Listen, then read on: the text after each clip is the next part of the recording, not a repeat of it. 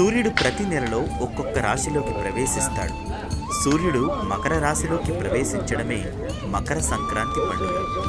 పెద్దల పండుగగా మనం చెప్పుకునే 3 రోజుల పండుగలో మొదటి రోజు భోగి. ఈ భోగి పండుగతో సంక్రాంతి పర్వదినాలు ఉత్సాహంగా ప్రారంభమవుతాయి.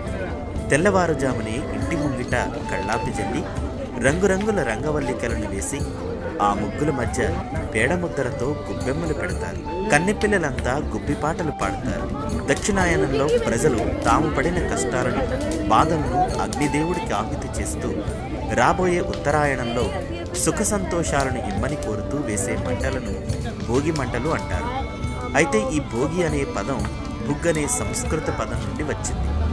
భోగం అంటే సుఖం. పూర్వం ఈ భోగి రోజు నాడే శ్రీ రంగనాథస్వామిలో గోదాదేవి లీనమై భోగాన్ని పొందిందని, దీని సంకేతంగా భోగి పండుగ ఆచరణలోకి వచ్చిందనే